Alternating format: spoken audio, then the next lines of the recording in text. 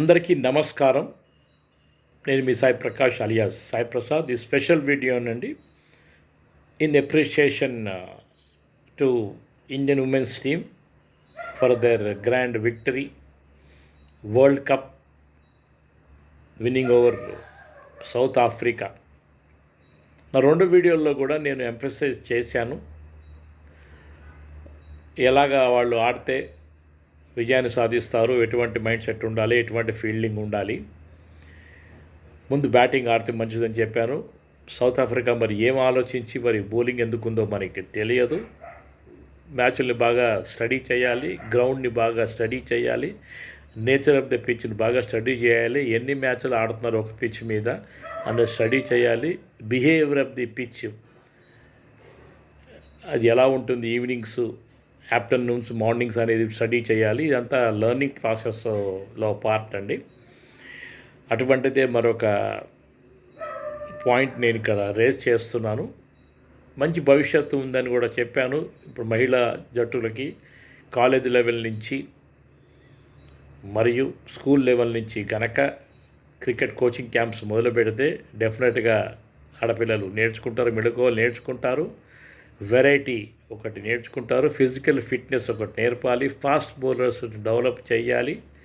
Personality చిన్నగా ఉన్నాయి, మన వాళ్ళ సహిటు పర్సనాలిటీ చిన్నగా ఉన్నాయి. యాక్చువల్లీ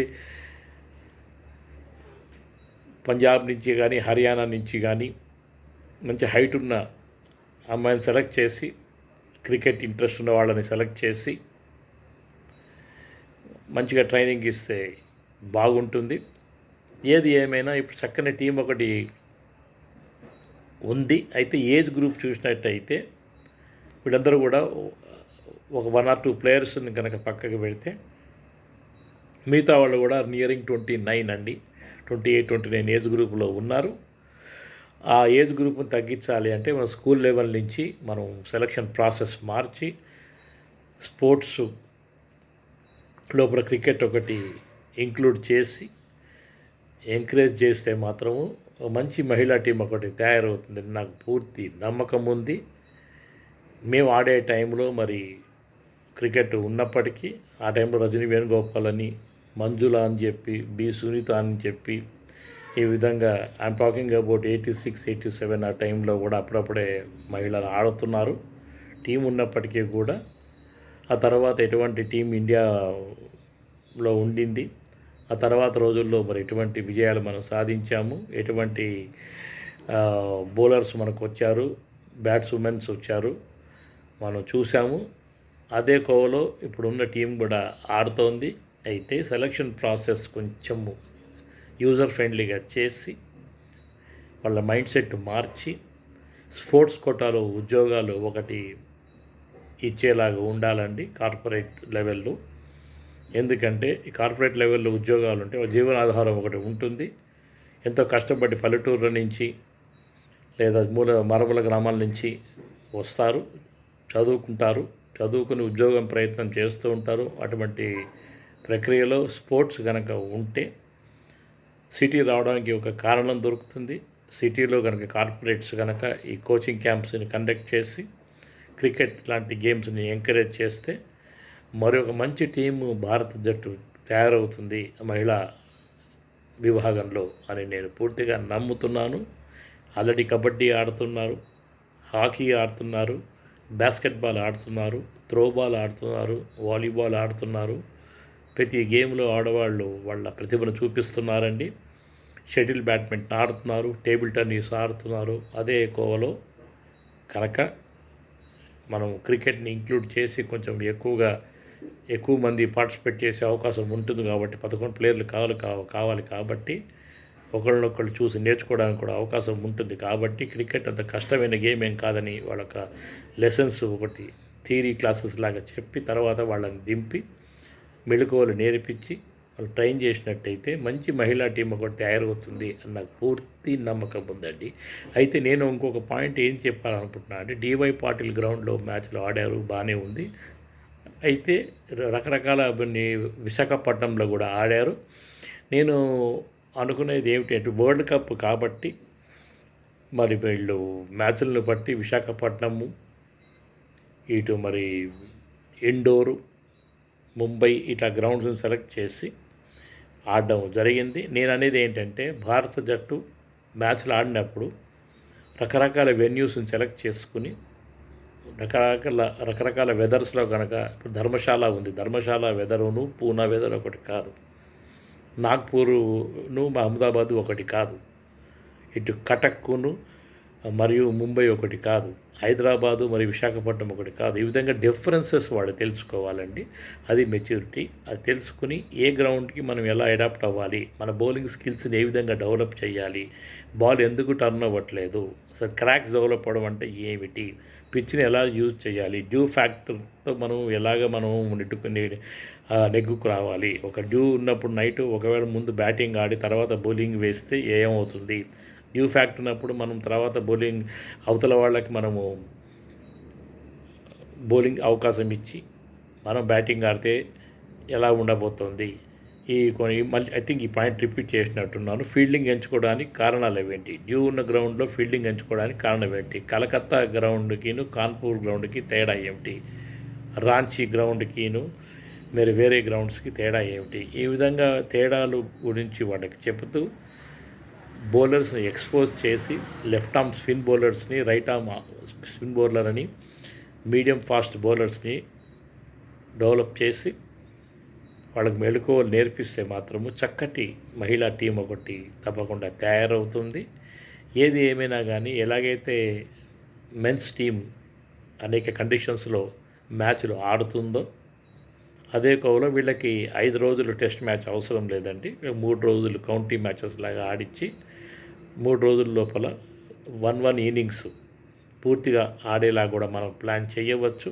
లేదా 2 ఇన్నింగ్స్ ఆడాలంటే మాత్రం మళ్ళీ టెస్ట్ మ్యాచ్ లాగా అవుతుంది. టెస్ట్ మ్యాచ్ మీరు ఆడగలరా లేదా, వీళ్ళు ఎంతకంత 5 టెస్ట్ మ్యాచ్లు ఆడాలి అంటే ఎటువంటి ఫిట్నెస్ అవసరము, ఎటువంటి స్కోర్ కొడితే మనము గెలుస్తాము, ఎటువంటి స్కోర్ కొడితే అవతల వాళ్ళని కట్టడి చేయగలము అనే ప్లానింగ్ కూడా నేర్పించాల్సి వస్తుంది. ఎంతోమంది క్రికెటర్స్ ఇండియా టీం నుంచి రిటైర్ అయిపోయి ఓవర్ ఏజ్డ్ అయిపోయి వాళ్ళంతా రెస్ట్ తీసుకుంటున్నారండి. కార్పొరేట్ లెవెల్స్ వాళ్ళు ఉన్నారు. బీసీసీఐ ఎలాగో వాళ్ళని పోషిస్తుంది, వాళ్ళకి డబ్బులు ఇస్తుంది. ఏమిగా అయితే యూటిలైజేషన్ పాయింట్ ఆఫ్ వ్యూ వాళ్ళ సర్వీసెస్ని ఆప్టమైజ్ చేసుకోవాలి. ఆప్టమైజ్ చేసుకుని మనం గనక సరియైన రీతిలో గనక వాళ్ళని గనక ట్రైనింగ్ చేసినట్టయితే ఇంకా మంచి టీము తయారవుతుంది. హర్మన్ప్రీత్ సింగ్ హైట్ చూశారు కదా మీరు, అటువంటి హైట్లో ఉన్న అమ్మాయిలు మనకి కావాలన్నమాట. అది ఎంత చెప్పిన విషయం. ఇటువంటి మంచి ఎంతూసియాజం ఉన్న అమ్మాయిల్ని మనం తీసుకోవాలి. ముస్లిం గర్ల్స్ని కూడా డెవలప్ చేయాలి. ఇండియన్ ముస్లిమ్స్ చాలా స్ట్రాంగ్గా ఉంటారండి, వాళ్ళని కూడా డెవలప్ చేయాలి. గర్ల్స్లో ఆడుకునే సత్తా ఇంట్రెస్ట్ ఉంటుంది, ఫ్యామిలీని బట్టి ఉంటుంది. అది వాళ్ళు ఎంకరేజ్ చేస్తే మాత్రం తప్పకుండా వాళ్ళు గ్రౌండ్లోకి మనం దింపి ట్రైనింగ్ ఇవ్వాలి. ఏది ఏమైనా కానీ ఫిజికల్గా కొంచెము ప్రిపేర్ చేసి వాళ్ళని స్ట్రాంగ్గా ఉంటే మంచి ఫాస్ట్ బౌలర్స్ని డెవలప్ చేసి లెఫ్ట్ హ్యాండ్ రైట్ హ్యాండ్ అని ఫాస్ట్ బౌలర్స్ని డెవలప్ చేసి ఒక అకాడమీ లాంటిది ఒకటి కండక్ట్ చేసి మధ్య స్కూల్స్ లెవెల్లో కనుక ఈ సెలక్షన్ ప్రాసెస్ ఇంట్రడక్షన్ క్లాసెస్ తీసుకుంటే మంచి టీములు తయారవుతాయి మున్ముందు అని నేను నమ్ముతున్నాను. అయితే ఒక పాయింట్ మాత్రం యాడ్ చేస్తున్నాను, మన వీడియో అయిపోయే లోపల ఈ డిఫరెంట్ గ్రౌండ్స్లో మాత్రము వాళ్ళని ఆడిపియాలి. ఆ డిఫరెంట్ గ్రౌండ్స్లో నేచర్ ఆఫ్ ది పిచ్ ఎలా మారుతుంది, ఎందుకు మారుతుంది, అది అన్ని గ్రౌండ్స్లో కుల్దీప్ ఎందుకు సక్సెస్ కావట్లేదు, అన్ని గ్రౌండ్స్లో స్పిన్నర్ సక్సెస్ ఎందుకు కావట్లేదు, కొన్ని గ్రౌండ్స్లో మరి జస్ప్రీత్ బుమ్రా బాగా రాణిస్తాడు, కొన్ని గ్రౌండ్స్లో వికెట్ పడకపోవచ్చు. ఇటు ఆస్ట్రేలియన్ పిచ్చర్స్కి ఇండియన్ పిచ్చర్స్కి తేడా ఏమిటి, న్యూజిలాండ్ పిచ్చర్స్కి ఇంగ్లాండ్ పిచ్చర్స్ తేడా ఏమిటి, ఈ మెళకువలు కూడా వాళ్ళకి చెప్తూ డిస్కస్ చేస్తూ వాళ్ళు మాట్లాడినప్పుడు క్రికెటింగ్ లాంగ్వేజ్లో మాట్లాడడం కూడా నేర్చుకోవాలి. ఒకరిని పొగడ్డమే కాకుండా they must express themself in a more cricketing language అనమాట. ఇది కనుక వాళ్ళు డెవలప్ చేసుకుంటే చక్కటి ఇండియన్ టీం మహిళా టీం తయారవుతుంది. ఈ ప్రక్రియ మనం మొదలు పెట్టాలి. నేను గెలిచిన మ్యాచ్ని చూశాక నాకు ఆశ్చర్యం వేసింది వాళ్ళు ఆడిన విధానము, యూనిటీ కానీ ఒకరినొకరు సపోర్ట్ చేసుకుంటూ ట్రాఫీని లిఫ్ట్ చేసిన విధానము, ఇదివరకు ప్రయత్నించి విఫలమైన వాళ్ళను కూడా పిలిచి మిథాలీ రాజుని పిలిచి వాళ్ళు ఆవిడ ద్వారా కప్పును కూడా లిఫ్ట్ చేయించారు అంటే ఎంత మంచి స్పోర్ట్స్మెన్ స్పిరిట్ వాళ్ళు ఎక్స్ప్రెస్ చేశారు అనేది కూడా నేను చెప్తున్నాను. ఏదేమైనా కానీ నా శుభాకాంక్షలు ఇండియన్ మహిళా జట్టుకి. మరొకసారి మేము మంచి వీడియోలతో ముందుకు వస్తాను. ఇది బహుశా ఆఖరి వీడియో ఉమెన్స్ వరల్డ్ కప్ 2025-26 విషయంలో. ఎలాగో మళ్ళీ మనకు నిన్న బహుశా నేను ఆ వీడియోలో 4వ ODI అని పొరపాటున చెప్పి ఉండవచ్చు. మనం ఆడేది 4వ T20 మ్యాచ్ అండి. ఆస్ట్రేలియాలో ఆడుతున్నాం కదా, అది పొరపాటున బహుశా నేను ODI అనవచ్చు. సరి చేసుకుంటున్నాను. 4వ T20 6వ తారీఖు మనం ఆడబోతున్నాము. ఆ విషయంలో మరొక వీడియోతో ముందుకు వస్తాను. ఈ లోపల మీరు నాకు మెసేజ్ పంపాలంటే మాత్రము goodluckprasad@gmail.comకి పంపండి. నా పేరు సాయి ప్రసాద్ అలియా సాయి ప్రకాష్. నా ఛానల్ పేరు Hyderabad blues on cricket analysis. నమస్కారం అందరికీ. శుభరాత్రి. గుడ్ నైట్ అండి.